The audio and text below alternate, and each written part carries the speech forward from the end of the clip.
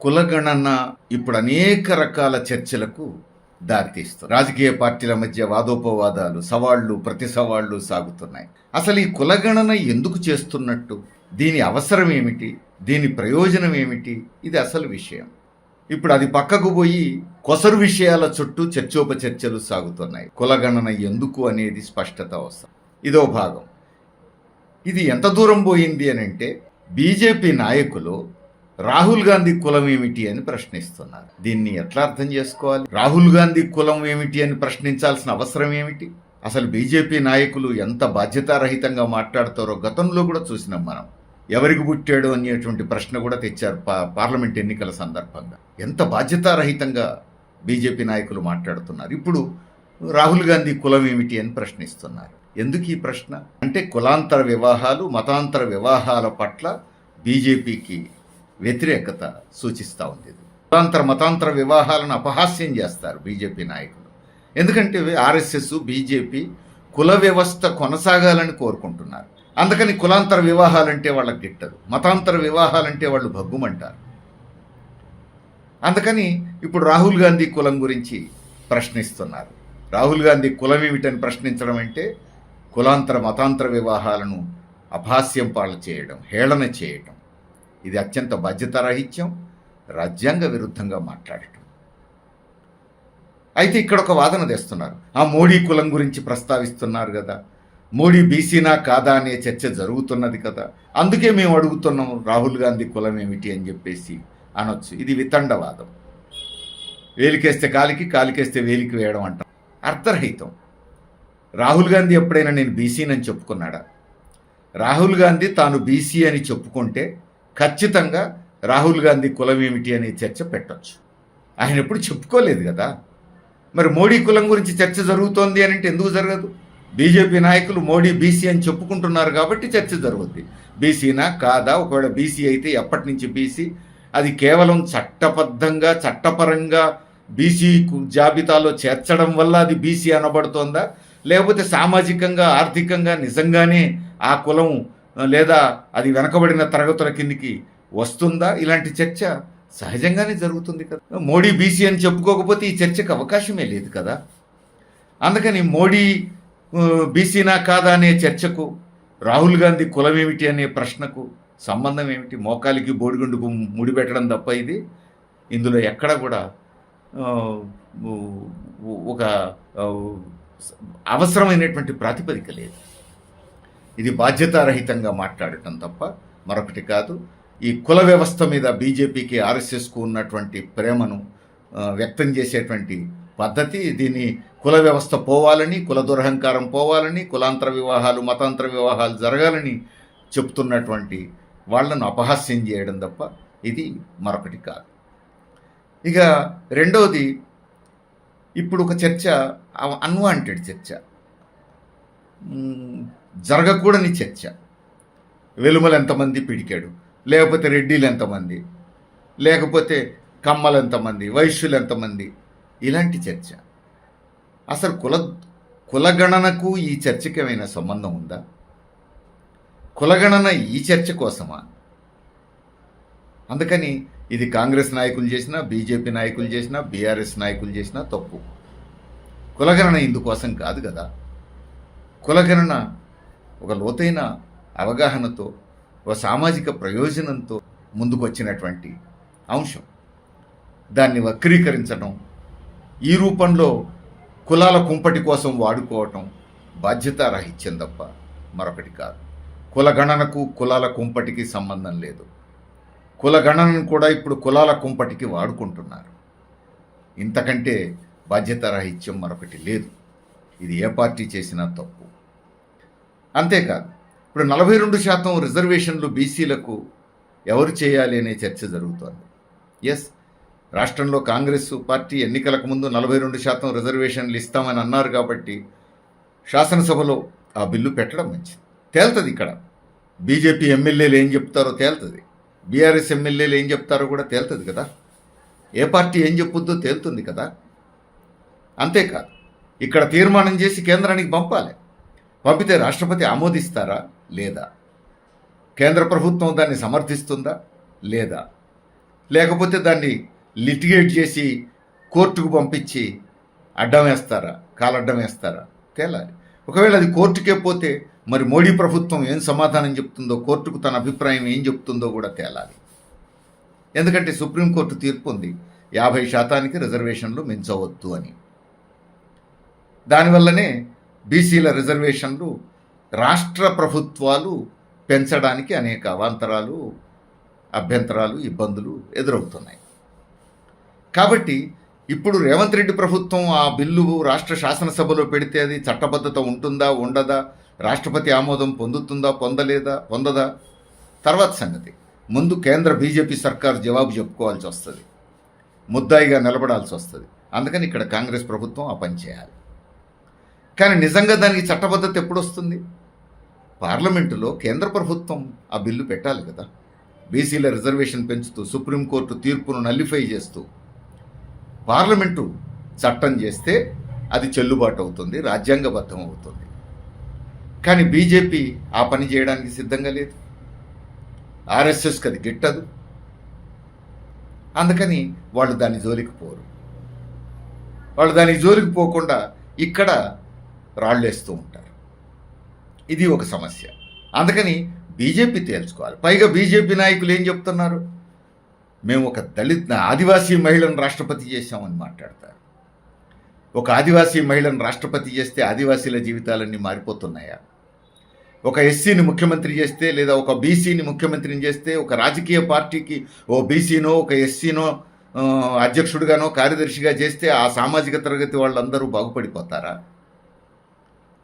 ఇది అసలు చర్చను పక్కదారులు పట్టించడానికి తప్ప మరొక దానికి ఉపయోగపడదు. ఇది ఒక సామాజిక తరగతికి చెందిన వాళ్లను ఒక మంత్రి పదవి ఇస్తే, ఒక ముఖ్యమంత్రిని చేస్తే, లేకపోతే ఒక ప్రధానమంత్రిని చేస్తే, ఒక రాష్ట్రపతిని చేస్తే అన్నీ మారిపోతాయనేటువంటి వాదన ఇది ఓట్ల కోసం చేసే చిల్లర వాదన అవుతుంది.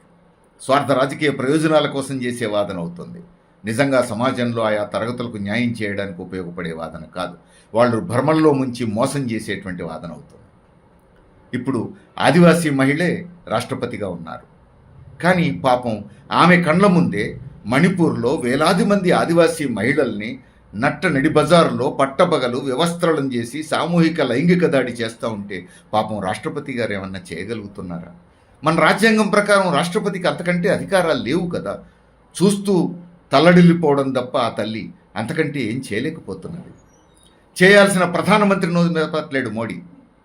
నెమళ్లతో ఆడుకోవడానికి టైం ఉంటుంది, పిల్లలతో ఆడుకోవడానికి టైం ఉంటుంది, సముద్ర గర్భంలోకి పోయి పైకి రావడానికి టైం ఉంటుంది, లక్షద్వీపాల్లో పర్యటనలు చేయడానికి టైం ఉంటుంది, ప్రకృతి సౌందర్యం గురించి వర్ణించడానికి టైం ఉంటుంది. కానీ ఆదివాసీ మహిళలు అల్లాడిపోతుంటే, దాడులకు గురవుతుంటే మణిపూర్ పోయి వాళ్ళను ఓదార్చడానికి ప్రధానమంత్రి నరేంద్ర మోడీకి సమయం చిక్కలేదు. మేమున్నాం అని చెప్పి ఆదివాసీ మహిళలకు భరోసానివ్వడానికి ప్రధాని నరేంద్ర మోడీకి సమయం దొరకలేదు. పాపం ఆయన చాలా బిజీగా ఉన్నారు. అందుకని ఒక ఆదివాసీ మహిళను రాష్ట్రపతి చేసి ఇక మేము ఏదో మొత్తం దేశంలో తలకిందులు చేసేస్తున్నామని బీజేపీ నాయకులు ప్రజలను మభ్యపెట్టే ప్రయత్నం చేస్తున్నారు. అది ఉపయోగం లేని వాదన, పసలేని వాదన, ప్రజలను మోసం చేసేటువంటి వాదన తప్ప మరొకటి కాదు. మరి ఇప్పుడు కుల గణన గురించి ఇంత చర్చ జరుగుతోంది. ఎందుకు ఈ కులగణన? ఎవరు చేయాలి ఈ కులగణన?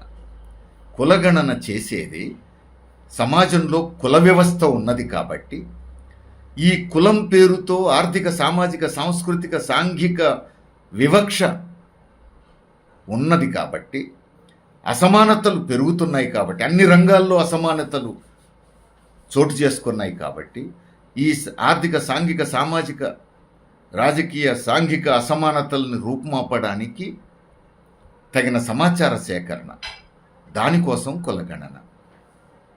ఈ కులగణన ద్వారా వచ్చేటువంటి సమాచారాన్ని మేధోమథనం చేయడానికి మేధావులు, స్వచ్ఛంద సంస్థలు, ప్రజా సంఘాలు, రాజకీయ పార్టీలు, చట్టసభలు చర్చించి లోతైనటువంటి పరిశీలన చేసి, విశ్లేషణ చేసి, రకరకాల అసమానతల నుంచి సమాజాన్ని బయటపడేయడానికి ఎలాంటి విధానాలు రూపొందించాలో తేల్చుకోవడానికి ఉపయోగపడేది ఈ సమాచారం.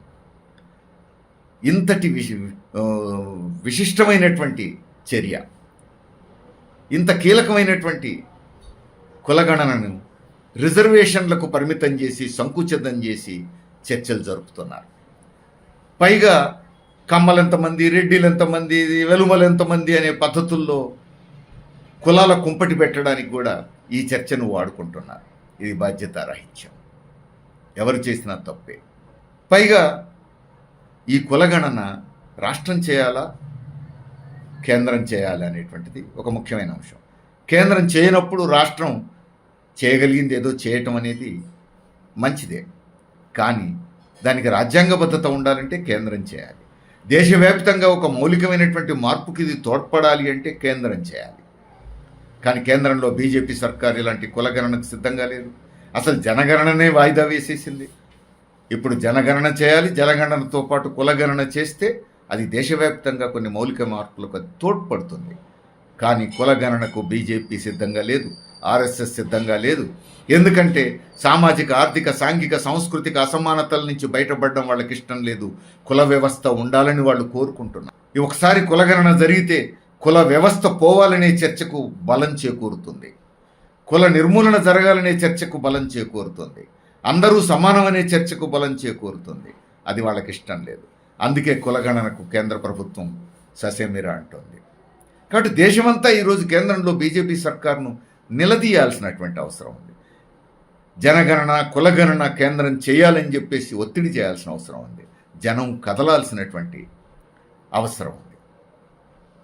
అంతేకాదు, కులగణన కేవలం రిజర్వేషన్ల చుట్టూ, లేకపోతే మీ పార్టీలో ఎంతమంది బీసీలకు ఇచ్చిండ్లు, ఎంతమంది ఎస్సీలకు ఇచ్చిండ్లు అనేటువంటి సంకుచితమైన చర్చ చుట్టూ తిప్పుతున్నటువంటి బీజేపీ లేదా ఆర్ఎస్ఎస్ లేదా బీఆర్ఎస్, కాంగ్రెస్ నాయకులు మరో ప్రశ్నకు సమాధానం చెప్పాలి. రాష్ట్రంలో కుల దురహంకార దాడులు పెరుగుతున్నాయి కదా, కుల దురహంకార హత్యలు పెరుగుతున్నాయి కదా. ఇలాంటి కుల దురహంకార దాడులు, హత్యలు జరిగినప్పుడు మీ పార్టీల ప్రజాప్రతినిధులు, మంత్రులు అసలు కనీసం వీటిని గురించి మాట్లాడుతున్నారా? ఈ కుల దురహంకార దాడులను ఖండిస్తున్నారా?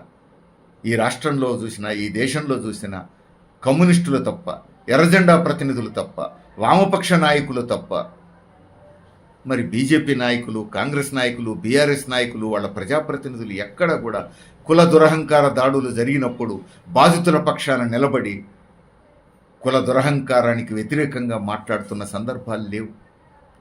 మరి ఈ ప్రజాప్రతినిధులు, ఈ నాయకులందరూ ఎక్కడికి పోతున్నారు? ఈ మంత్రులందరూ ఎక్కడికి పోతున్నారు? ఈ ప్రభుత్వాలు ఏం చేస్తున్నాయి? కేంద్ర రాష్ట్ర ప్రభుత్వాలు ఏం చేస్తున్నాయి? కాబట్టి కుల దురహంకార దాడులు జరిగినప్పుడు మీ స్థానం ఏమిటి, మీ స్టాండ్ ఏమిటి, మీరు ప్రజల ముందుకు ఏ రూపంలో వస్తున్నారు, ఇది తేలాల్సినటువంటి అవసరం ఉంది. అప్పుడు మాత్రమే మీ నిజాయితీకి దర్పణం పట్టినట్టు ఉంటుంది. అందుకని ఆయా రాజకీయ పార్టీల నిజాయితీ ఏమిటి, చిత్తశుద్ధి ఏమిటి అనేది కుల దురహంకార దాడులు జరుగుతున్నప్పుడు తేలుతుంది. మనం చూసాం, ఎయిడ్స్ వచ్చిన కొత్తలో పులిరాజుకు ఎయిడ్స్ వస్తుందా అని దేశవ్యాప్తంగా పెద్ద పెద్ద అడ్వర్టైజ్మెంట్లు. కుల దురహంకార దాడులకు వ్యతిరేకంగా అలాంటి అడ్వర్టైజ్మెంట్లు ఎందుకు పెట్టరు? కేంద్ర ప్రభుత్వ బడ్జెట్ నుంచి, రాష్ట్ర ప్రభుత్వ బడ్జెట్ నుంచి ఎందుకు చేయరు ఈ పని?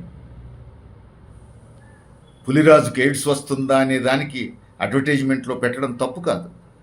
మరి ఇక్కడ కుల దురహంకారానికి వ్యతిరేకంగా, కుల వివక్షకు వ్యతిరేకంగా కూడా ప్రభుత్వ ఖజానా నుంచి అడ్వర్టైజ్మెంట్లు ఇవ్వచ్చు కదా. పెద్ద ఎత్తున ప్రజల్ని చైతన్యపరచవచ్చు, క్యాంపెయిన్ చేయొచ్చు కదా. కానీ ఆ పని ఎందుకు చేయట్లేదు? ఇది కూడా ప్రశ్నించాల్సిన అవసరం ఉంది. అందుకని కుల గణనను సంకుచిత రాజకీయ ప్రయోజనాల కోసం వాడుకోకండి, కులాల కుంపటి కోసం వాడుకోకండి, కేవలం దీన్ని రిజర్వేషన్లకు పరిమితం చేయకండి. దీని లోతైనటువంటి అవగాహన, అవసరం ప్రాతిపదిక మీద చర్చ జరగాల్సిన అవసరం ఉంది. అది నిజంగా ప్రయోజనం చేకూరాలంటే కేంద్రంలో మోడీ సర్కారు జనగణన, కులగణన ఏకకాలంలో చేయాలి. అప్పుడు మాత్రమే వాళ్ళకు కూడా మాట్లాడే అర్హత ఉంటుంది. ఇప్పుడు ఆ కేంద్ర ప్రభుత్వం మీద ఒత్తిడి చేయటమే అన్ని రాజకీయ పార్టీల బాధ్యత, ప్రజలందరి బాధ్యత. ప్రజలు ఈ వాస్తవాన్ని గుర్తించి చైతన్యపూరితంగా కేంద్రాన్ని నిలదీయాల్సినటువంటి సమయం ఆసన్నమైంది.